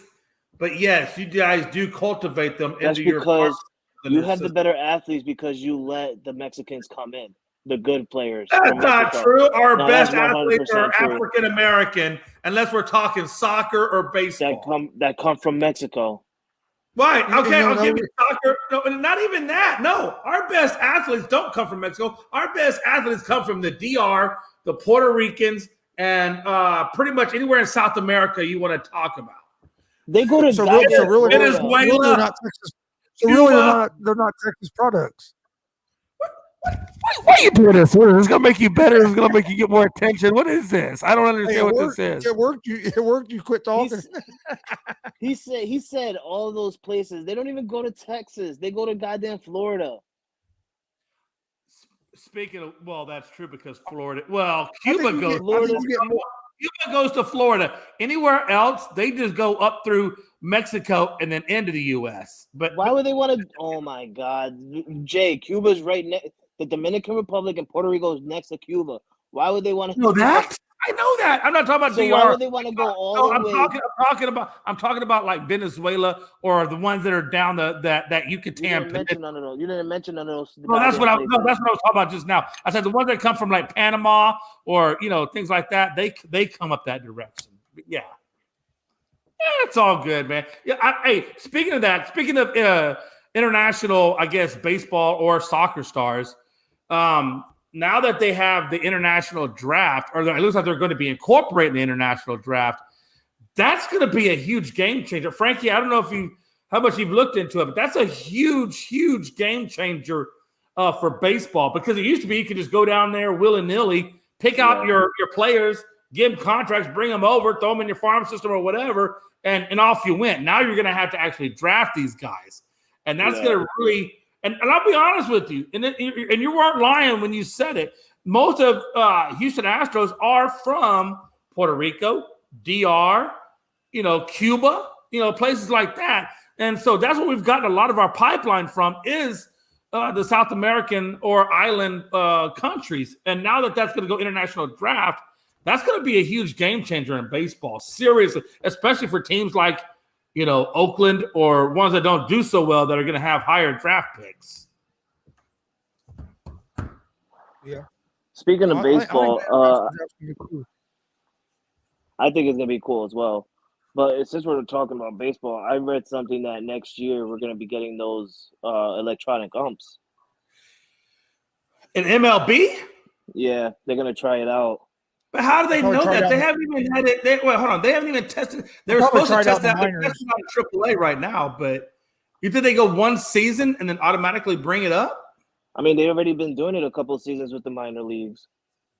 Right, but now they're going to incorporate. Well, so now what they're doing is they're taking AAA and they're going to divide it in half. Right, half of it is going to be the electronic ump. And then the other half is going to be some kind of committee that votes on it, right? So it's going to be interesting. Obviously, the electronic umps in my opinion, are going to be the ones that went out. And I think the electronic ump, I think it says something about when the electronic umps come in, that the pitching strike zone is going to be different as well. Oh, really? Yeah, I read something about that. I don't know if you guys read anything about it. So it's not going to go from shoulder to kneecap? I don't think so. What are they going to do with it now? I don't know, honestly. I think it's probably going to go from like chest to shins, probably. Who knows? Well, either way, the one thing that we can say is there should be a constant in there now that no matter, whoever's pitching, the balls are going to be called consistently, right? So, because electronic don't know shit. So, I like electronic umps. I don't like electronic everything else. I still want the human factor there, right? But I do like the fact of an electronic strike zone versus some guy who has his own personal strike zone, not only for teams but for hitters. Let's be honest, there's so many different strike zones that these guys are using, right? You got ones that are using for Altuve, you got ones that are using for a guy like the Judge, and then you got team umps. I think in some cases where they call it for certain teams. My only thing is are they going to be able to make it efficient enough to adjust the batters? I mean, if you have like a guy that's 6'8" up there and you have a guy that's 5 foot, like a guy like Altuve at like 5'6" or 5'5". Yeah, the strike zone's going to be a little. The strike zone's going to be a little different because he's shorter. So what I'm saying, it's not going. You're not going to call that. And I wonder if they're going to. I wonder if the electronic umps are going to have like a sensor on there to be able to detect the players. They got to have a sensor on there that detects the player's height, because how else would they adjust? That's my opinion. I don't know for sure. I'm not a fan of the electronic umps. I know we have umpire problems. I think the bigger problem with the Major League Baseball umpires, what they need to do is get rid of these old guys that are 65, 70 years old. Right. Get younger guy and get a younger group of umpires in there. You got these umpires that's been umpiring 30 years that they need to be out of the league and bring in some new people. What Chris is trying to say is take out the old eyes and bring in the new, young, fresh eyes, because clearly these old eyes are not seeing. Oh no, I get what he's saying. My question is going back to electronic umps is because, and what y'all guys are saying in terms of adjusting to people's heights, whether it be short or tall, whatever. That's why I think they're going to look at it at AAA and see how it works. And if it works in AAA for tall players and short players, they got to figure they got surveys going around. Hey, how did you like this? How did you like that? What did you think this? What did you think of that about the electronic right? The electronic strike zone. Who's the coach going to come out? Manager going to come out and argue with when he protests the call? Because home plate umpire's always been. Well, again, I don't think they get rid of the home plate umpire. I think he might still be like, or when I say home plate umpire, I think there's still going to be a lead official that you could come out and argue a call with. Oh yeah, right? it's gonna be that official that always with the black shirt that comes out with the earpiece that got the connection from New York. Yeah, I mean, I think you'll still have an ability to challenge it. You got to figure they're still going to have a representative out there. Otherwise, like you said, Gonzo, it would be total anarchy if you just left it up to computer only, right? So that's what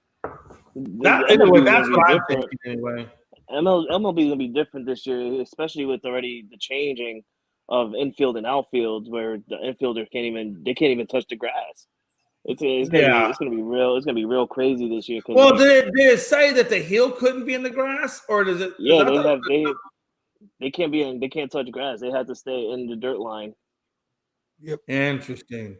Well, again, that's where baseball is going to go back to some of that contact hitting, or where that contact hitting will come into play over home runs, right? Where when they had the shift, everybody was so concerned about getting the home run, but now that the shift has been done away with, and you have larger bags and things like that, don't be surprised if you see a lot more contact hitting come back into play. And if that's the case, I tell you what, that will extremely excite me about baseball again, because I like contact hitting, I like on base percentage, I like all that stuff. So I think it's going to help that out in the long run. But again, when teams rely a lot on the shift, aka the Astros, we rely a lot on the shift.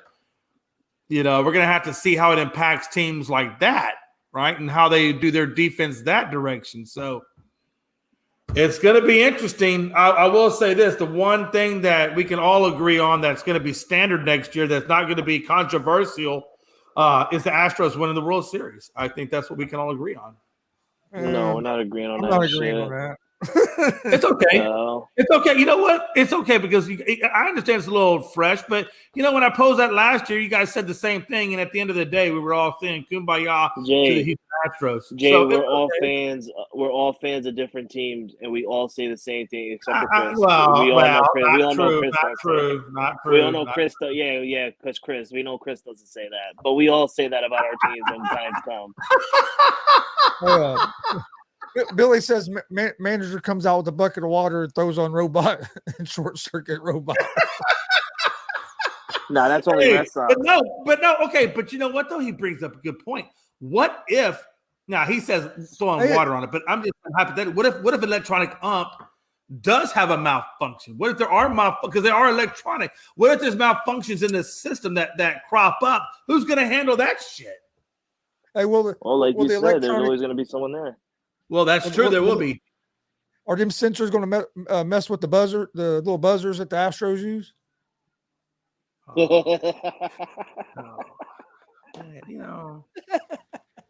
Chris. I try so hard to like you, but I can't do it. I can't do it, man. He's got to go sometimes. God, what a douchebag. I couldn't help myself. But to your credit, the Astros are going to hire a team of hackers. Hey, Logan. Fuck you, Logan. Jay can't say much to Logan until Jay gets that World Series win against Logan's Braves. He can't say much to Logan. Kind of like me with the Patriots and Jones. Hey, but we still talk our shit. Leave it to Logan. If Logan is going to throw down some kind of shit talk, it's never behind Logan's name. He's going to hide behind something else. Son of a bitch. Either Logan hides behind a different name or Logan joins. Up there, so it's good. That's what Logan does. He either hides behind a name or he either joins with somebody and jump on Jay. But I feel like these advertising from unscripted TikTok. That's good shit. Let's get to final thoughts. Yeah, Frankie sucks a dick. Hey, that's a little aggressive. 2023. No, it's been aggressive all day. Did you hear half of what he said to me, Gonzo? It's been rough all day. So, Frankie, love you. It wasn't that rough, though. It wasn't that rough. Yeah, no. I'll tell you, man. It's been. I hate to see what he's going to say to me because I've been on him all day as well. Damn, no, bro. man, no. I listen. Look, I don't mess around with people with disabilities, man. I leave them alone. But that's insane. That's all right. Crazy. That's all right. When I do see him, I'm gonna smack you in the head with my cane like that. Hey, look. As long as you don't power slap me, we're okay. Because I got a glass jaw and I'll go down like a champ. That's like me. That's like me asking Jay how many times you dropped the soap when you were busy on vacation. Oh, damn, that's rough. That's rough. I know it was. That's why I'm asking you how many times you dropped it. I know. Oh man. Hey, listen. I always made sure I was at the back shower and I had that four corner to my rear to where nothing was coming from behind. So I did quite well. Thank you, sir. I had no issues. But no, good. But I like how you threw that in there, Frankie. Get the power, get the faith. We're just gonna, Jay was on vacation. That's all we're gonna say. Jay called it a vacation. Yeah, it was a great. I'll tell you, man, the room service and the maid service and the food was amazing. Just amazing. shit was fucking 5-star, man. Hey, man, you gonna eat that sandwich? I'll trade you my cereal. He said, the Flyers are not going to the Stanley Cup. They suck. It's Bruins' year. Oh God, man! Listen, if that happens, you'll never hear the end of it from Philly sports guy. That dude to be all over the damn. He's all over the damn place now. I'll tell you right now, man. I am not going for Philly in this. I am going for Joe. No, it's not Joe Burrow now. It's the Chiefs that are in there. So I'm gonna go for the Chiefs. No, hell no. A couple of episodes ago, you freaking picked the Eagles. No. Do I think the Eagles will win? Most likely. No, I'm not talking about what I think. I'm talking about what I want. That's two different. That's apples and oranges. I want the Chiefs to win. I do not want to see Philly sports guy for the next hot minute talking about Super Bowl Eagles. You see this bullshit, Chris? A couple of episodes ago, he's saying, "I think the Eagles are going to win." I do. You actually said I think that's going to happen. You actually picked them because I remember Chris going around the horn asking us who we gonna pick. You picked the Eagles. Sometimes the elevator doesn't go to the top floor, and right now the elevator is not going to the top floor with Frankie. It's stopping at No, I understand what you're trying to say. I know what you're trying to say. You're trying to say, do I think the Eagles are going to win? Yes, they're going to win. But for my pick, I'm picking the Chiefs. No, you picked the Eagles to win already. Well, I'm okay. Again, let me rephrase. If that's how you want to look at it, okay, I'll phrase it that way. I think the Eagles. I think the Eagles are going to win. That's what I do think. I think the Eagles are going to win. However, in a comma, I would like to see the Chiefs win, so I don't have to see Philly sports guy all over the network. That's all I'm saying. But last time you didn't say I think the Eagles are going to win. Chris went around the horn and said, "Who you guys picked to win the Super Bowl?" You went and said Eagles, which confused the hell out of me because you're a Cowboys fan. You went and said Eagles. That's not true. Actually, Gonzo, I've been saying 49ers Bengals. I had the 49ers. He's talking about after the championship weekend. He's talking about after last weekend. Oh, okay. Well, I'm sorry. Frankie, calm down over there. You're about to have an aneurysm. Roll you up one. It's going to be okay. I'm taking the Xanax. You roll up. Good. I think everybody picked the Eagles, but me and my dad. That was on that show. No, honestly, I do. I am picking the Eagles to win. I just feel like they're just too strong of a team for Burrow to overcome. And I hate to say that because I just know I'm going to hear Philly sports guy for the next 3 to 4 weeks, 4 months, 5 months. It's going to be all over it. Before we get out of here, I wanted to correct something. LeBron James is 89 points away from passing Kareem. Oh, well, damn. Okay, so I'm going to stick with my original statement. I still think it happens February 11th, and I'm just giving it February 11th because I figure, like you had said earlier, there may be 1 or 2 games where he takes off. So I think February 11th is when he breaks it, especially if it's 89. That's only 3 games. 3 games he's broken it, I think. He can break that shit in 2. And if he scores 40 points a game, he may even do it in 2. But I'm going to give him the standard 3 with 2 days of load management. So I got him February 11th breaking it. I'm going to stick with that.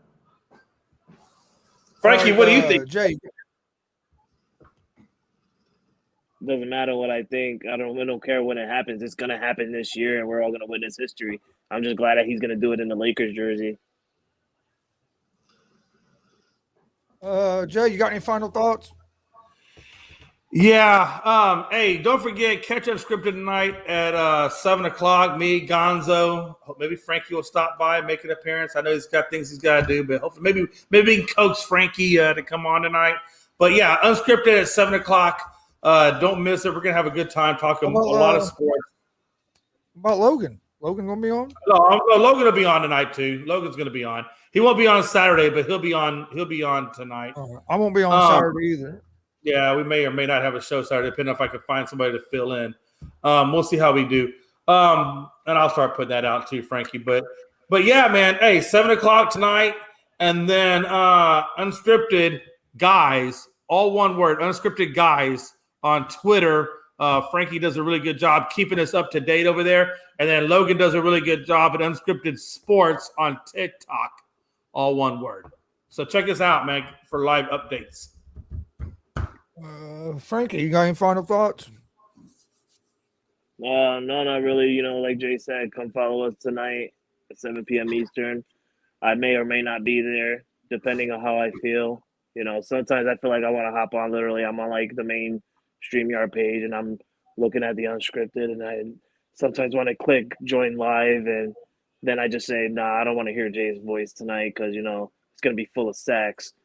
That's payback for earlier saying I suck dicks, as you know, you're gonna have a bunch of sacks in your mouth. But no, you know, I'm really excited. We're getting closer and closer to baseball, man. We're already in February, and baseball's literally around the corner, and I just can't wait. You know, ever since me and Jay got together, since day one, he, you know, inviting me to join the unscripted crew. You know, me and Jay literally have been on a ball with the baseball between Houston and the Yankees. And I just, you know, I can't wait, man. It's gonna be a great year. New rules, new teams, new looks on your teams. You know, I can't wait to see Carlos Rodon play. Like I know how Jay's probably can't wait to see Pena play again and after his rookie year. It's gonna be fantastic. Abreu too. I'm looking forward to seeing Abreu and see what he brings to the club. Yeah, I'm actually looking forward to seeing the Yankees surprise on who's gonna play left field. Is it gonna be Aaron Hicks? Is it gonna be Florial? Like, we don't know. We still don't know yet, but I can't wait to see it, man. I hope we all have a good year, except I know Chris probably won't because he don't have, you know, you guys have got a bunch of nobodies. We're rebuilding, that's for sure. Poor Chris. He's rebuilding. They're not even signing people to rebuild, but they're rebuilding.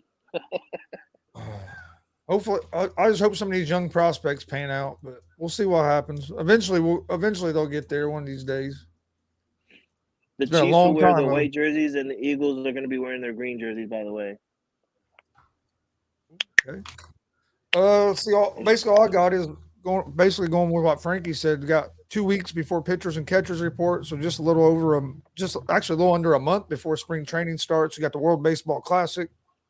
So you got a lot of stuff picking up. Of course, March Madness will be coming around. NBA will be getting toward the second half of the season where it gets a little more interesting. So even with football ending, there's still a lot going on. But like they said, join us tonight, 7 p.m. Eastern for Unscripted. I'll be live here in probably about 10 minutes with Easy Money, a sports betting show. Come join us for that. Football is never done. Football is never done, Chris. Well, that's true. Football is done. XFL starts. Yep. I'm ready for the XFL. And Frankie Gonzo, make sure y'all get with Dustin for XFL and USFL Fantasy League. I'm not doing that. Dustin's cheating. I don't know any players on those leagues. He's cheating. Oh, hey, real quick. Hey, just real fast announcement. Unscripted. I just want to put out there real quick. Our fantasy league for football next year is going to be quite different. We're going back to a 12-team league. And again, hey guys, we've given out jerseys the past few times, but this time we're doing a championship belt. That's right. It's going to be a WWE style belt, and then it's going to say Unscripted Sports on it, and then you're going to have your name, and then that belt's going to get passed around from winner to winner to winner to winner, and everybody's going to keep getting their names engraved on it, where that whole belt It's just going to be full of names. So you don't want to miss that out, man. It's going to be badass. You get the picture taken. We'll throw it all up on Facebook. But yeah, we're going to do a championship belt. That's what we're going to do going forward for Unscripted Fantasy Football League. So put that in your calendars. Fantasy football for Unscripted. I can't wait to be the inaugural champion. All right. Thanks to everybody for joining us. We'll be back tomorrow at 1 p.m. Eastern with another episode of the ASAP Afternoon Blitz. Have a good day.